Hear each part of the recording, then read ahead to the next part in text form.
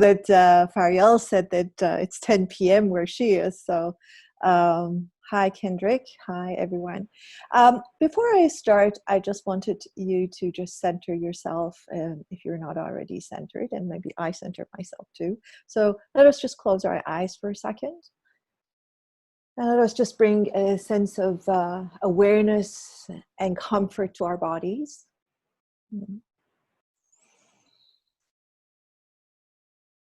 And allow your breath to go deep into your belly.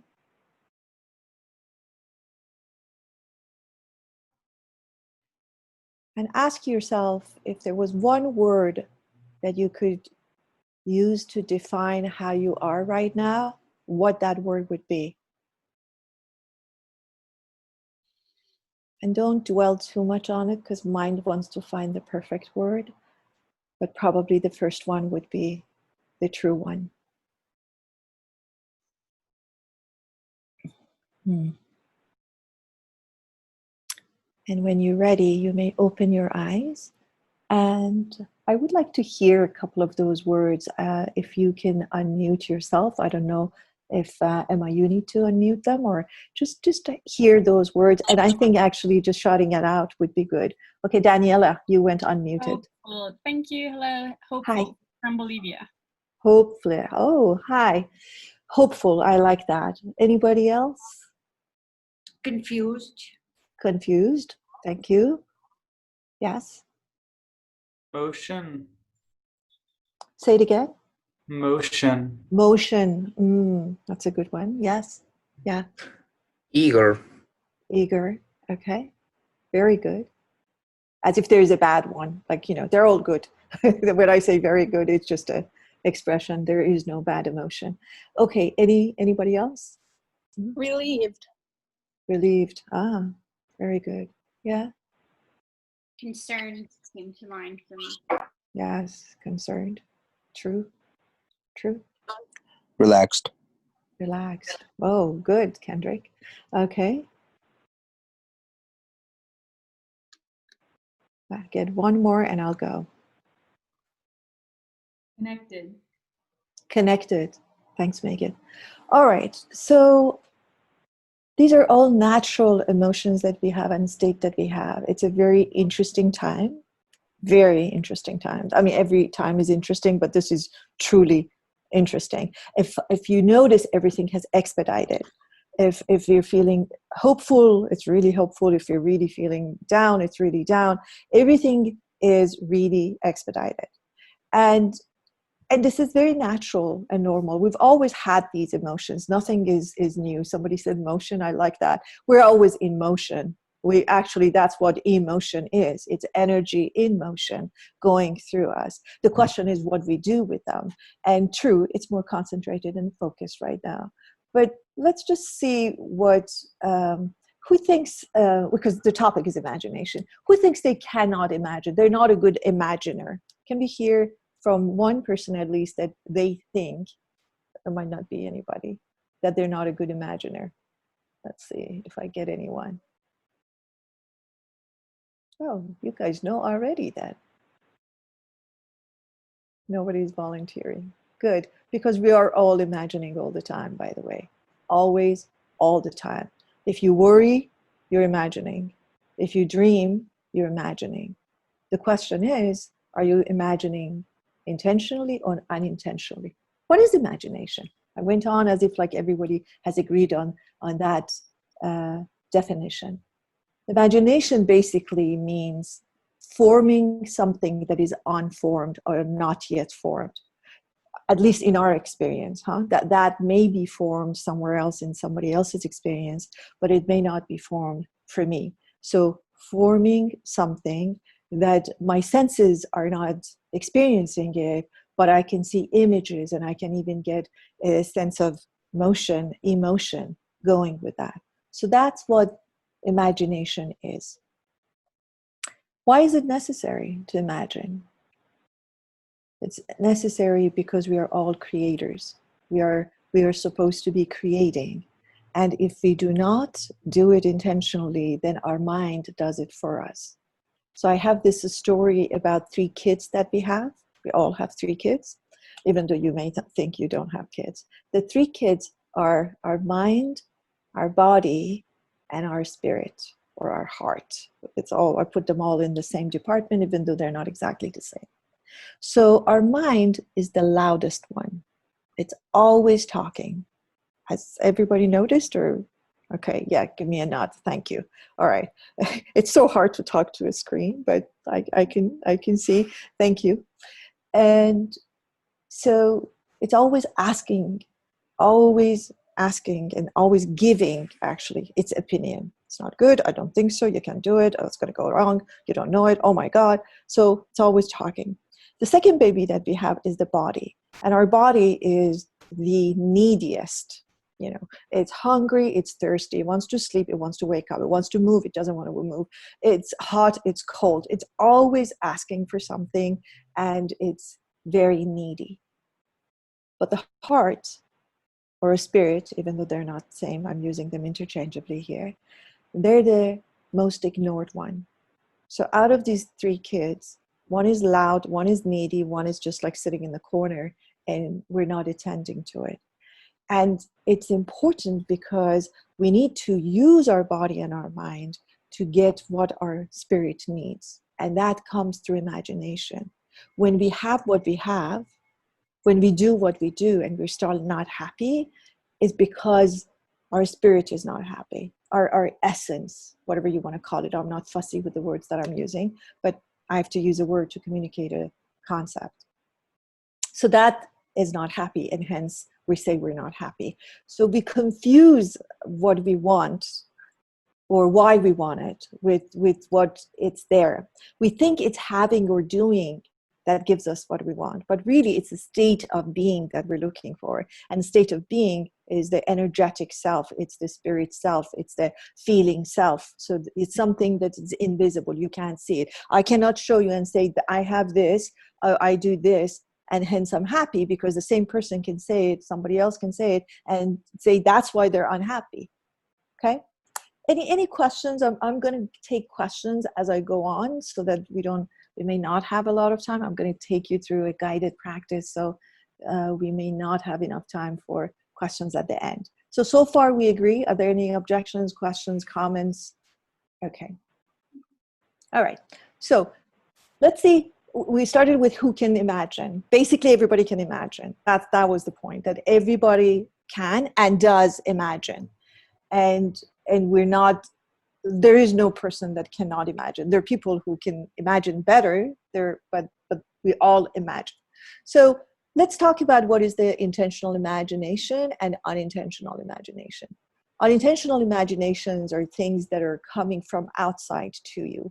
So I may be influencing you. Somebody has a fear and you're fine and you're sitting there, and especially these days with conspiracies, like you sit there and before you know it, you just think this is a frightening place we're living in, and you just can't handle it, and it's too much, and you're suspicious about everything and everybody. So somebody else's imagination became yours. Basically, if you do not intentionally imagine, you will get somebody else's imagination, or worse, you get your thinking mind's imagination.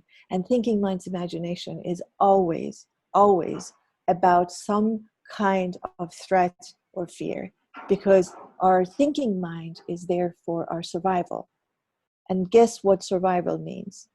Just if I left a 2-year-old with you and I said, make sure this child is safe, you're going to be looking for like any potential threats. Oh my God, he's going to fall. Oh my God, why that guy is looking at my child, and so on and so forth. So the thinking mind's job is that, to look for and protect you from any potential danger. But it's gone a little bit too far. When there is no danger, it starts creating danger and tell you things that there's really no need for you to worry about. That's why in this day and age where we have access to so much information, I mean, you have to understand, in my generation, I'm 62. To get what you guys get in 2 seconds, and I get in 2 seconds, I had to drive, park, go to the library, find the information, and make a copy, come back, read it, and get it. And this would be like a half a day thing if the information was readily available. But look what you do with information. So information is not a problem. It's the wisdom that comes with it. So that's the problem with leaving your imagination to somebody else or something else, some different part of you, which is not aware part of you. It will be almost always about fear. And fearful imagination is actually quite dangerous because we have the picture that it's not helpful and it's not even true, but it's always alive for us. So it's always playing. That's why we're not sleeping well. That's where I was going with this, because there are a lot of information there that there is no room for it. Imagine that your consciousness has a filing cabinet. And at night, it needs to put all the things that you've experienced in an appropriate file, right? So I'm sleeping, my body is resting, my consciousness says, okay, let me see, you experienced this, let me see where I should put it and organize it for you so that you're ready tomorrow morning. And it looks for it and looks for it and it can't find it because I wasn't supposed to be thinking about what potentially you might be thinking about my gray hair. That wasn't part of my work. That wasn't part of my day. But my mind is going there. It's going there and it's like, oh, can't find it. There is no room for it because there wasn't supposed to be a room for it. There is no file for that. So hence my consciousness is working and working and working and working, and it never settles because there is no organization. There's no really logic in the thoughts and the fears that I'm dealing with, even though I'm sleeping or so-called sleeping. So that's why it's important that you do intentional imagination. Okay, what is the other kind? The other kind of imagination is imagination that comes from your passion, that comes from your knowing, that comes from basically what you do want. Because the other imagination is focusing on what you don't want. When I focus on the imagination that my fearful mind brings me, I'm basically focusing on what I do not want. So I'm thinking, oh my God, I hope this doesn't happen. And you know what's interesting? When I work with people and I ask them, tell me about what you want, what are your wishes, what are your passions? If I tell you, how many people tell me what they don't want? And when I object to them and I say, well, that's not my answer, tell me what you want. I say, I just told you. I say, no, you didn't. You told me what you don't want. It's not the same as what you do want. Pay attention to that as I say that, and as you lead your life every day. Just see how many times you're focusing on what you don't want. I hope, okay, anything comes after that needs to be something that you do want. I hope that I have a great day. I hope I connect to everybody. I hope I really have a meaningful day. But I hope it doesn't go this and doesn't go too far. And I hope that I know what to do. You see, that's fear.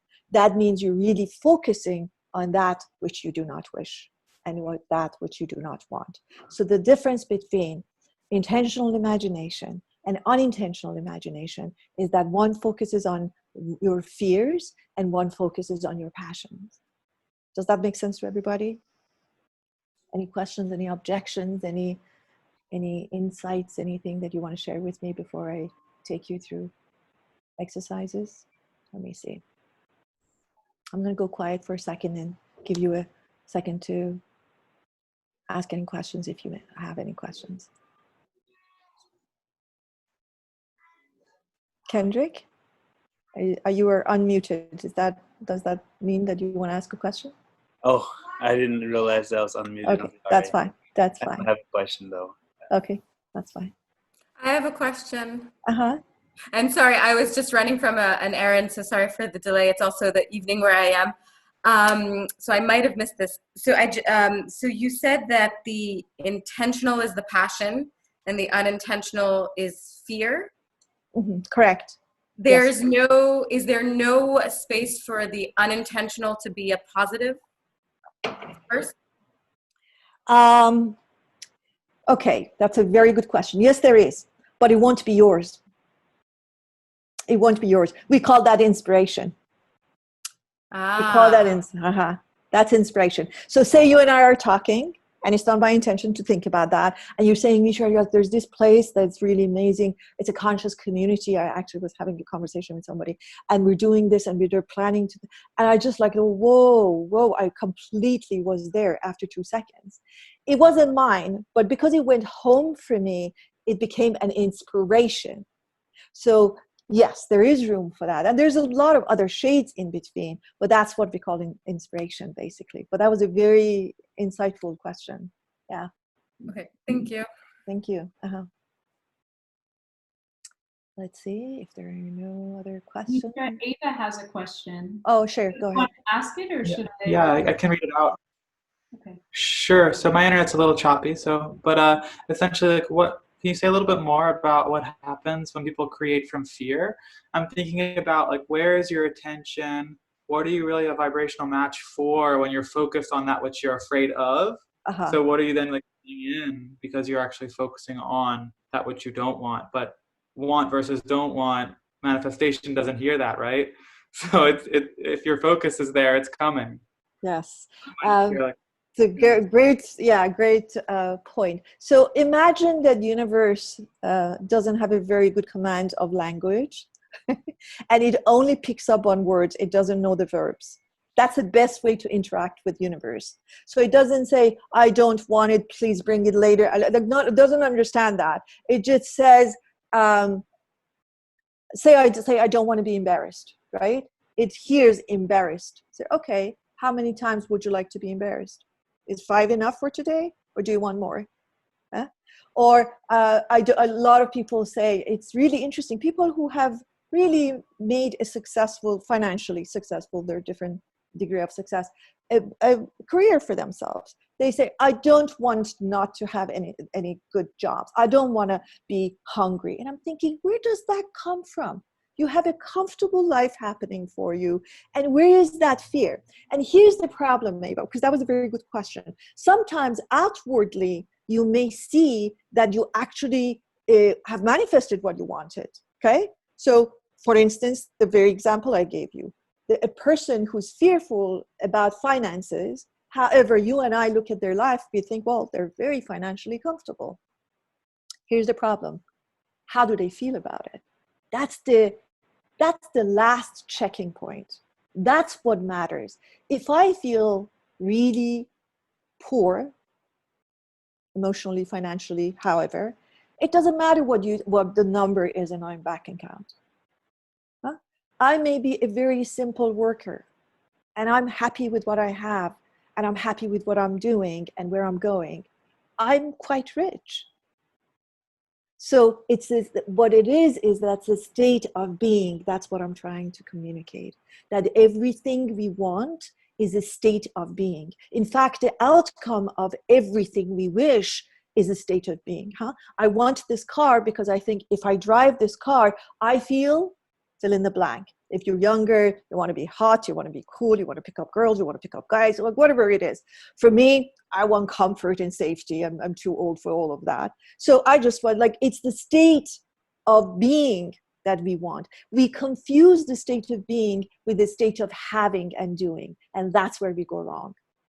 If that was the case, I wouldn't have any of those fancy clients that I have, right? They should be all okay. There are people that cannot physically walk to my office because no matter how they disguise themselves, somebody would recognize them. I usually go in the bathroom if they don't come on time, they don't come back. I know somebody grabbed them and recognize them. And they look like they make themselves look funny. They still are recognizable. Half of the world want to look like them, be as famous as they are, be on the magazines that they are. But you know what? They don't feel that way. I make a lot of money the night before all those awards because they're all freaking out. They're all freaking out. So it's not a having. It's not a doing. It's a being that gets us to where we want to get. Thank you. I feel like I don't see everybody. So are there any, oh yes, question, Gabriella. Yes. So thank you. I feel like I'm learning so much, and you're hitting me like I didn't even know I needed this. I work in the mental health space. And so when you were talking about the space, it's not like about having or doing, it's about a state of being. I think that there's this really interesting dichotomy where between people who like have walked a mile in the shoes of somebody with depression or anxiety versus those who only have like an intellectual understanding of it. Yeah. And so you'll hear things where people say like, oh, anxiety is, a fear of something in the future that hasn't happened yet, and you're worried about that. And depression is, preoccupation with the past, and you're ruminating. Mm-hmm. And while I think some of those things are valid, having been a struggler and survivor myself, I also know that it's really like demeaning and degrading to be told, hey, I have this illness, like I have anxiety, and it's like, well, you're preoccupied with the future. You're not thinking well. So I kind of like plugged it in here of like, I hope you're going to talk about how to like unintentionally imagine in a way where it's like, all right, or intentionally imagine so that you're harnessing your passions and you're thinking about things that you want to envision, but also like how weird it is where as humans, I guess we have the power to control our thoughts, but then sometimes we're also like victims of it, and how to like not get into that state of victimhood and instead of like say, hey, my brain chemicals maybe make things harder for me, but I can still use these tools. So I'm like processing everything. I just think it's really interesting that, clearly there are things that we can do, that we are the agents of and for change, but also acknowledging that like some things are still like out of our control. Thank you. So here's, first of all, what I would like to say about what you said is the way I would talk about anxiety or sadness is that anxiety needs a future, and sadness or depression needs a past. So that's all we need to know, and not use these concepts in a not helpful way, because then people will start feeling bad about themselves. And what you really talked about was the concept of mindfulness. And let me just define mindfulness as I define it. There's many different kinds of definitions, but this is the one that I have created and I work through. So mindfulness, in my view, is really being aware, accepting of the present moment with curiosity and compassion. So I talked about 5 elements: awareness, acceptance, presence, curiosity, and compassion. And I'm going to quickly talk about that because it's a very good definition that will come handy no matter what we're doing, what we're practicing. Awareness is the first step to anything. If you're not aware, you don't know, then nothing has really started even. Meaning when I'm on autopilot, sometimes how you drive from one point to another, you don't even know how you got there. If I ask you, that's lack of awareness. And it's fine for some areas, but when we're leading our life and making major decisions without awareness, then that's a major problem. The second one that I want to talk about is presence. Really, I mean, you've probably been read and fed to ad nauseum about presence. If you're not here, life is not happening. There's only really one now. There is no other time. Everything else is an illusion. And that's where the anxiety and depression comes from. Basically, when I do not show up in the present moment. So I'm either lamenting the past or I am worrying about the future. And I said lamenting because even when you think about good things in the past, you're still lamenting, because I say, oh, it was so wonderful, but it's not wonderful anymore. Or I say, oh my God, why did I say that? I should have said something else. So I'm lamenting the good and the bad, so-called, of the past. So should we never ever go to the past? No, we should, because that's part of our journey. But it's a different L. You go from lamenting to learning. Past only has one good use for you. And that is to go there and say, oh, I really loved that. I want to do more of that. It didn't feel good when I did that, said that, was in this state. So you're learning from the past. Instead of lamenting, you're learning. And future instead of worrying, which is basically what we do, we're always worrying, we can be wondering.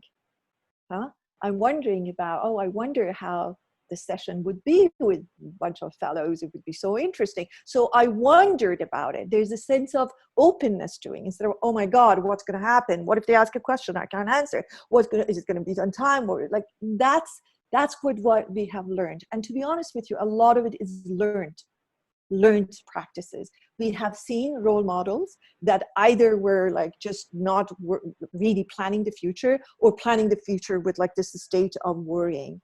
And we call them successful people. If you look at A-type personality, which I know my clients are proud to tell me, I am an A-type personality, which really what it means is that I cannot stop thinking about the future, and I'm worried to death about it, and I'm sick, and I'm making people around myself sick. I'm exaggerating, Gabrielle. Don't worry. I'm Persian, so I exaggerate all the time. So it's like, my husband is American, so when I say thousands of people were there, he says, 23.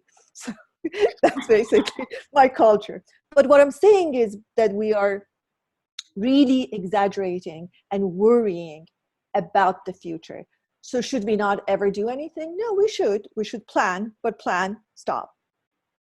We don't go planning, planning, over planning, over planning, over planning. Okay, now I lost it. Why? Because there is nothing I can do to make sure future happens the way it does. Because at best, if I'm a really good researcher and a really good planner, I can plan the tomorrow, the 1 hour from now, with the information that is available to me right now. I cannot fully plan it with the information that will be there at that time, right? It's like you're driving somewhere, it's like 30-minute drive, but you go there and it's like it's a 5-hour delay. So that information was not available to you. So that's the presence. Acceptance, presence. I always say present may not be pleasant. So can I accept it as a fact? And acceptance, this is not a legal acceptance for those of you who are counsels here. It's the acceptance of fact.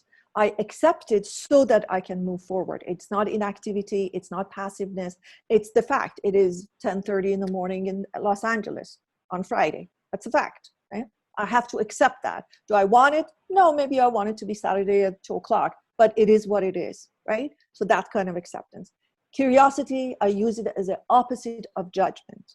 Why? Because judgment says, I know, and by the way, I don't like it, so I'm going to judge you. Curiosity says, I don't know, I know a little bit, but I would like to find out more. That's why I always recommend that you ask instead of tell people. So if you came and said, Mitra, why were you late? It's a very different energy than you say, I can't believe you're late again. So ask, because I may have a really good reason. My teacher used to say, you don't know whose dog died this morning. You don't know whose spouse and loved one is sick in a hospital. So you just assume anybody that is like driving fast is a really difficult driver or reckless driver. So ask and see if you can obtain. The last one was compassion, which is and I'm surprised that in most definitions of mindfulness, it's missing. I can do all of that and be a great criminal. I could be fully present, very aware, extremely curious, and completely accepting as what is.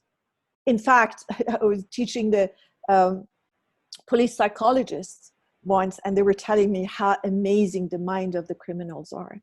So I could be all of that and be planning something really horrible for humanity. So without the compassion, which means kindness at the time of difficulty or kindness all the time. Without the compassion, none of these really will work for me or for anybody else. So that was the mindfulness that I wanted to put in there, Gabrielle. I hope I at least partially answered your question. Thank you. Thank you. Okay, let me just check the time because I need to take you through. Okay, we're doing good. All right. Also, I believe Ferial just raised her hand. All right, go ahead. You have a question? Yes, I do have a question. So I had a question about boundaries and compassion. And in terms of where the compassion for others and the boundary between compassion for yourself, and can that somehow sometimes overlap, and how do we differentiate when does the boundary for another person's compassion end and compassion for yourself begin?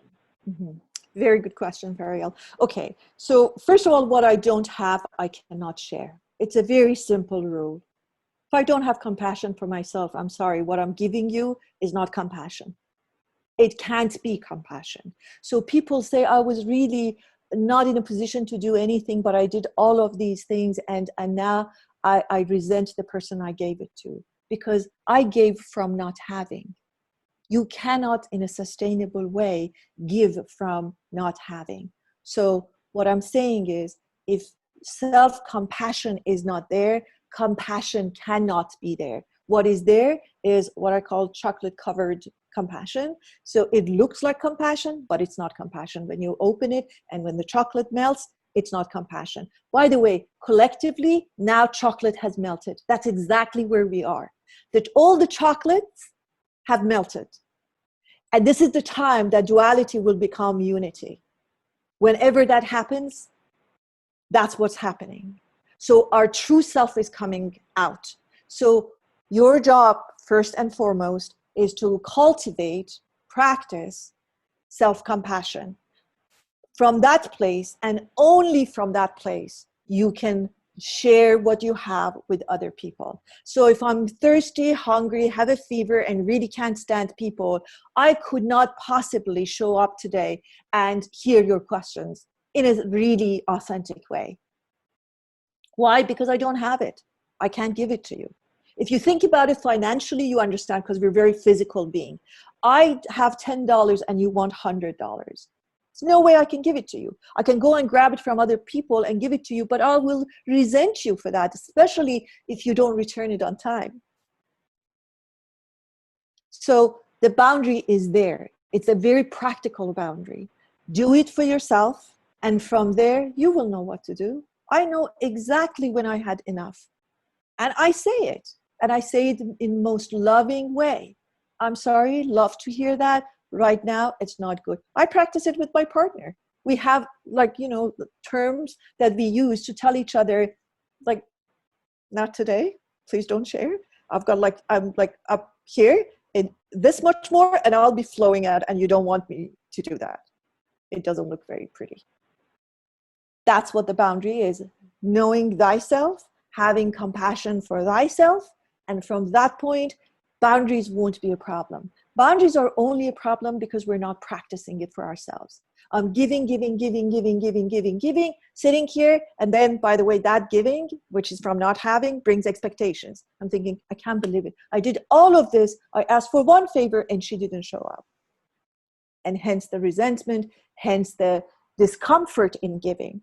But if I give from a place of having, and by the way, I know how much I can give, I calculate, and energy can be completely computed the same way as money, but it doesn't have the numbers.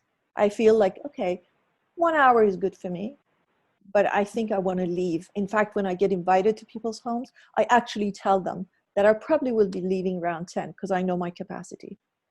After 10, I'm just hoping that people will stop talking. And that's not a good way to show up in a gathering, right? So you know yourself. Really what I'm saying is, when you ask me that question, it tells me that you have not fully practiced self-compassion.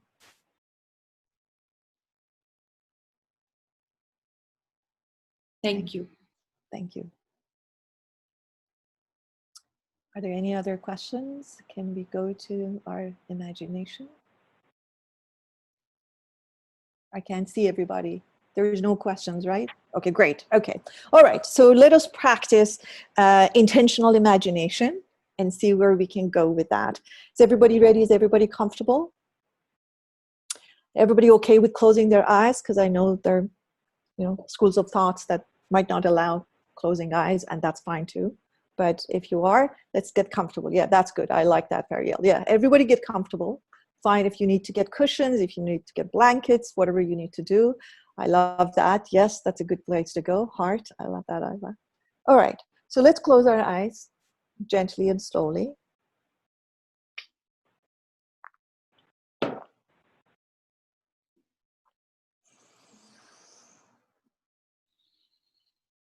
I close my outer eyes and open my inner eyes.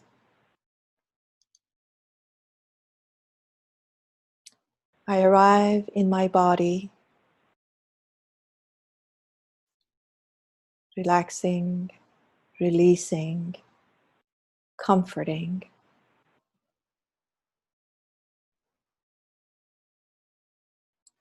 Saying hello to my breath in my chest. Feeling it expanding, calming, and nourishing.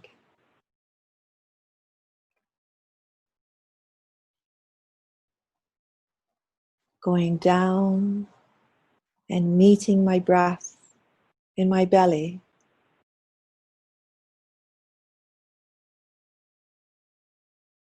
Remembering all is well. All is well.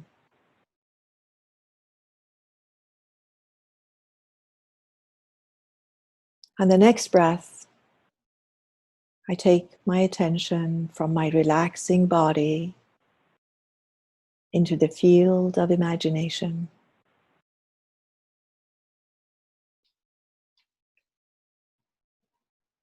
I start walking on this unlimited field.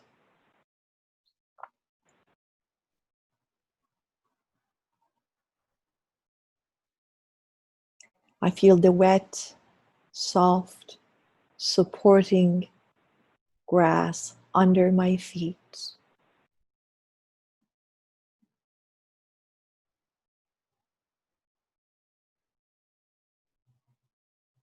I hear the bird chippering and singing.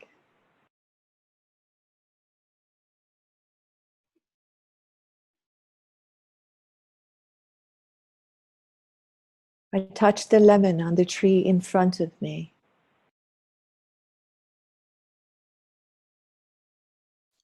I smell the lemon. I taste the lemon.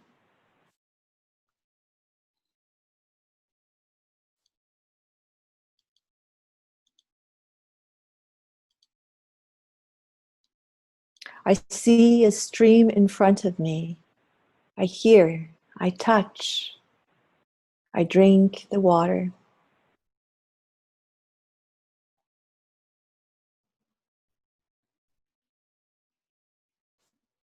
I feel the wetness. I put my foot in, I put my hand in, I put my feet in, I put my hands in. Refreshing, cleansing, comforting water.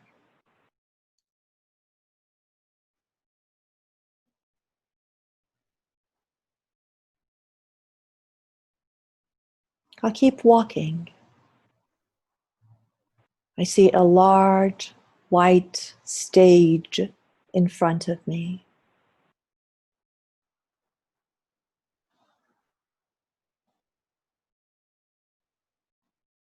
I'll go closer to it.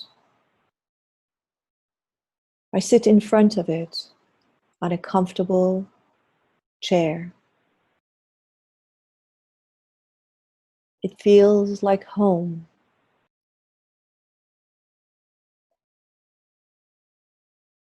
I breathe deeply into my belly. I remember all is well.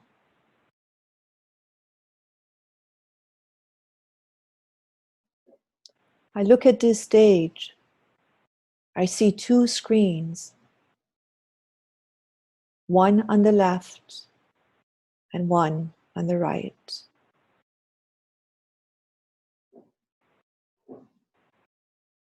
I invite my attention to the screen on the left.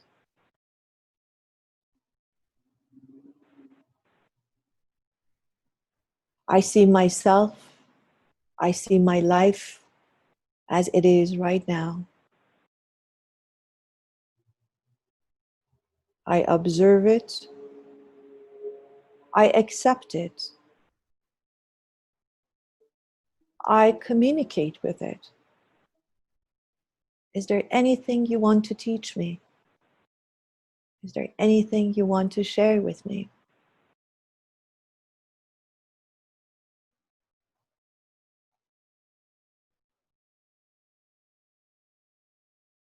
I take a pause and I listen.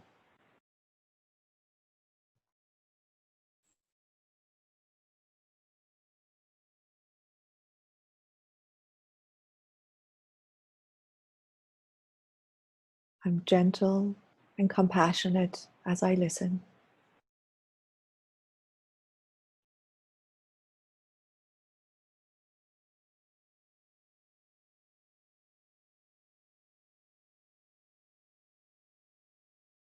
I take notes for myself.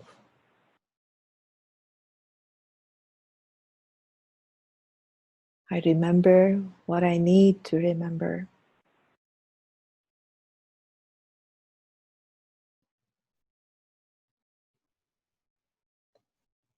I bring with me what serves me from now, the current me, and I leave what no longer serves me.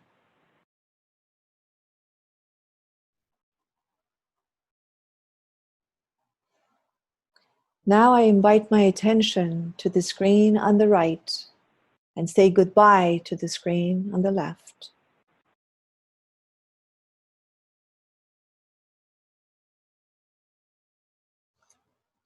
And now I use the power of my imagination to see what I would like to see.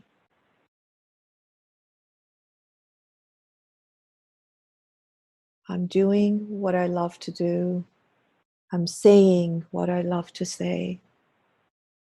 More importantly, I'm feeling how I want to feel.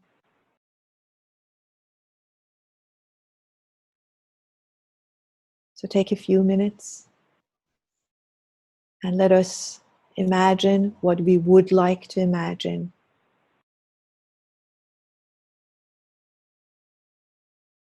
How you want to be, what you want to be doing, and saying and feeling.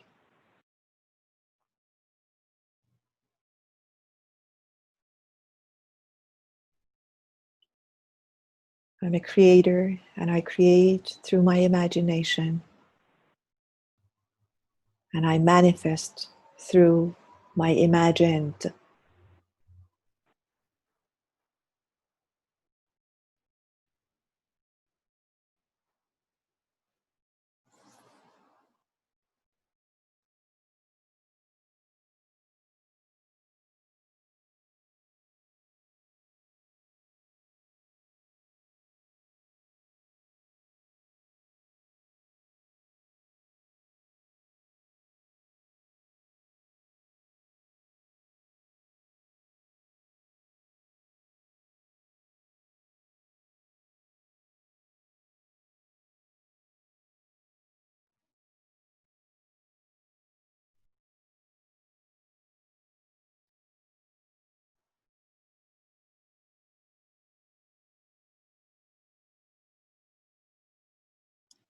If my mind interferes and asks questions like, how could you do that?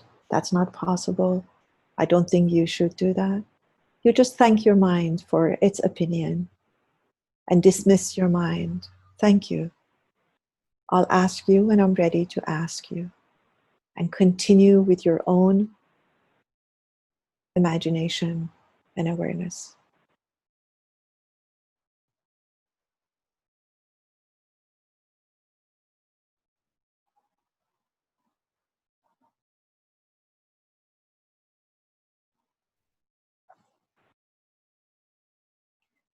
I now see all that I want to see. And now I see the screen on the right expanding to the left and taking over the whole stage. I now only see what I would like to see.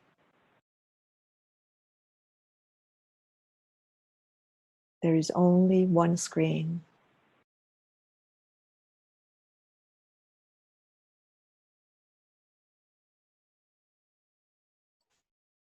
I take a photo of this screen and this scene.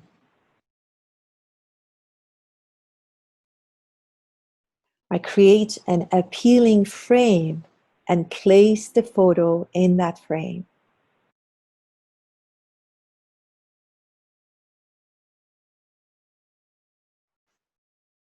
I take the framed photo. I get up. I thank my past. I bow to my future and now. And I'm ready to leave. I breathe deep into my core, lower than my belly, right at the end of my spine.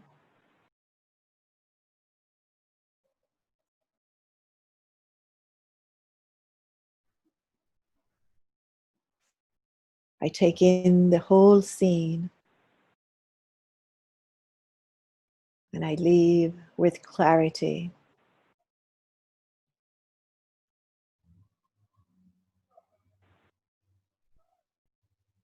I walk with love. I trace back my steps. I come back to the field of imagination that I walked on earlier, passing by the stream, the lemon tree, the grass. I remember that this field is always available to me. This is my creation field.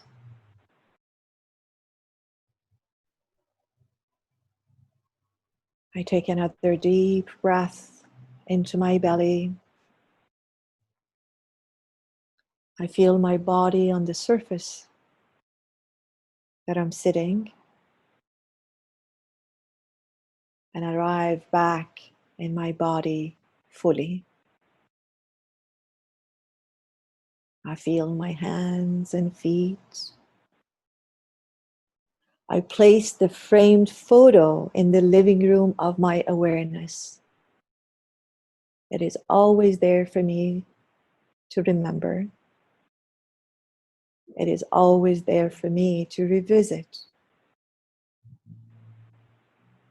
I am an intentional imaginer.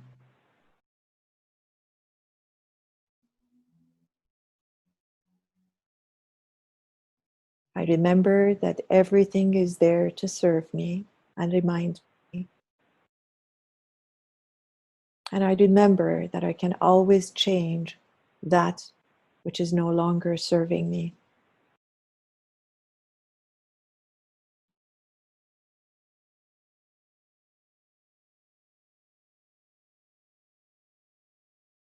I'm now ready to open my eyes.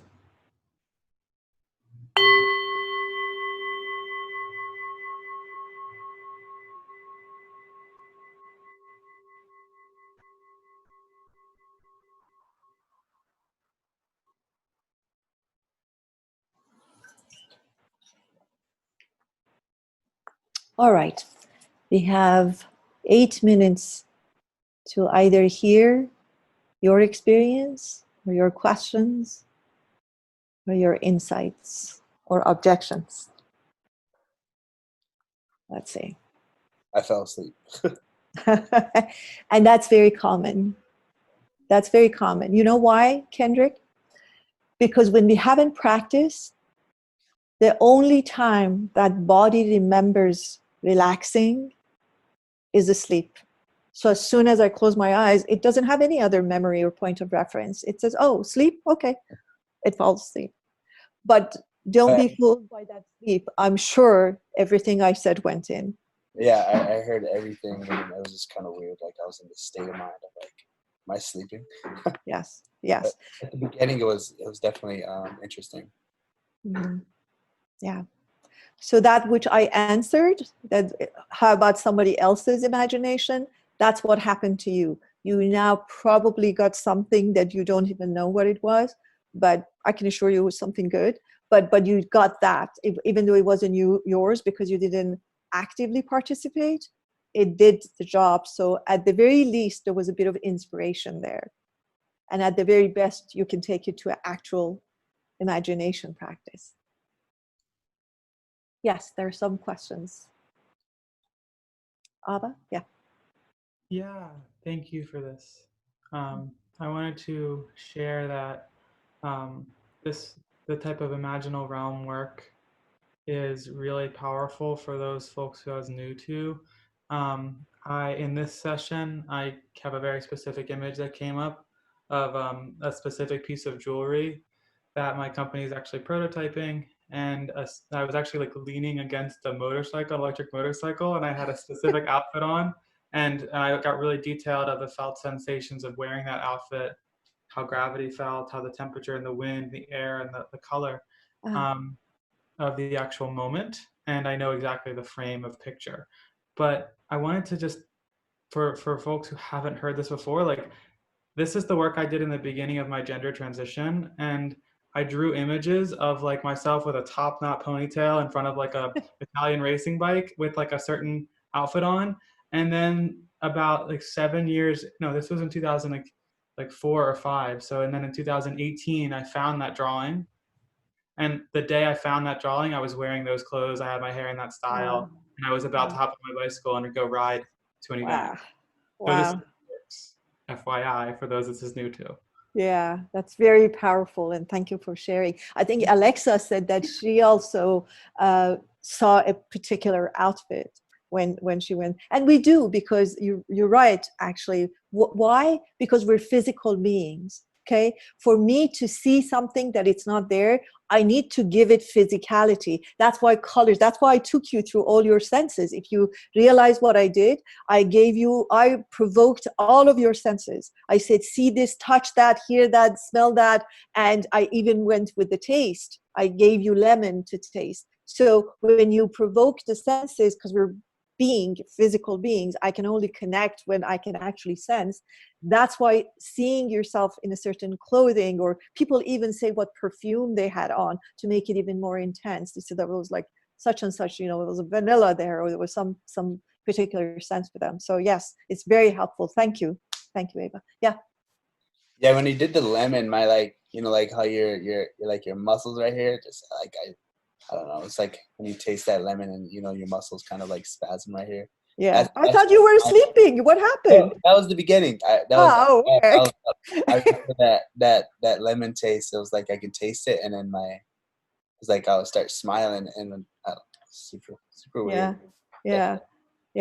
That's just to provoke and awaken all your senses. That's what I was trying to do, because when the senses are awakened, you actually, I don't know if you've experienced that, music and scent brings memory back like this. I mean, I can walk into like 40 years ago in 1 second if a certain smell or certain music or sound is present.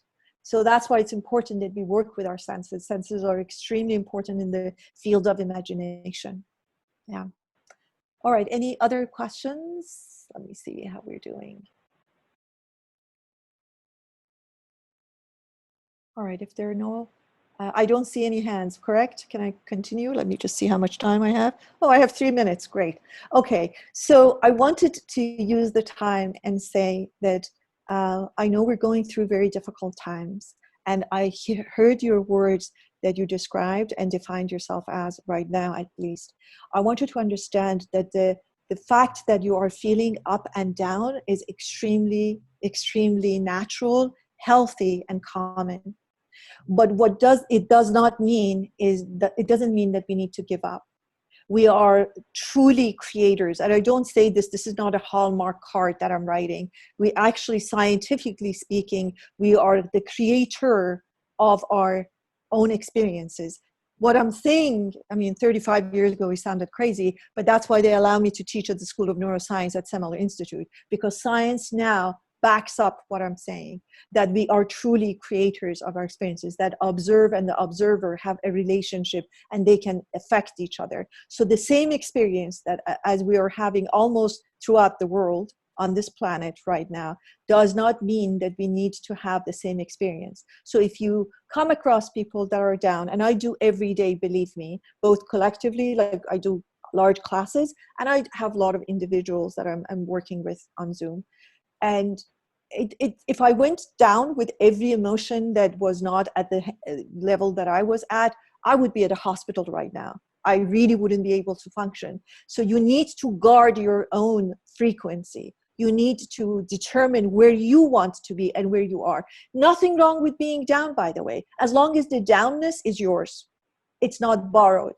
The worst place to be is to be in a very uncomfortable place that doesn't even belong to me. If I have a choice, why would I go there?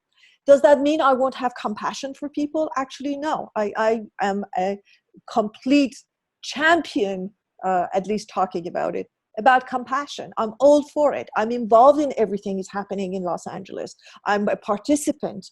However, I have imagine you are an egg yolk, and there's the eggshell around you.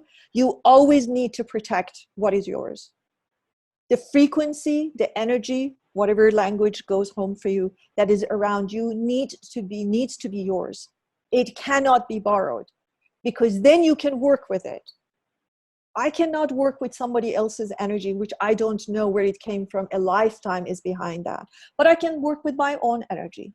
Does that mean I have no compassion for them? Actually, it means from place of complete groundedness and clarity, I have far more compassion than a place of like uncertainty and I'm not sure. And by the way, when you leave, I'm upset because I think you made my day worse. So please be very clear about what is yours and what it's not. And make sure your energy is yours. And whenever it's not, know that there is information there. No uncomfortable experience ever or feeling happens because they just don't like you. It's because it has information for you. Just like a baby that is crying, it's trying to tell you something. I'm wet, I'm hungry, I'm thirsty, I'm sleepy. Same for your experiences. Listen to it, get the lesson, leave. That's all I had to say. I'm aware of the time, and organizers, please guide me and tell me what to do and where to go from now. It's 1 minute overtime. Wow, sorry. Awesome. Thank you so much, Mitra. I think just to echo Daniela, this has been healing, I think, for all of us. I think especially in these times, and like you're grounding us and reminding us and centering us back to who we are. So we really appreciate that. And I will follow up on email with next steps. And for those of you who were able to make the call, thank you. We always appreciate your time. And I hope you all have a very beautiful weekend. Thank you. Thank you for your presence and your questions. I'll see you later. Bye-bye. Thank you. Bye. Thank you so much, Thank Mitra. you. Thank you. Thank you for showing up. Bye-bye. Bye, Thank you. So proud.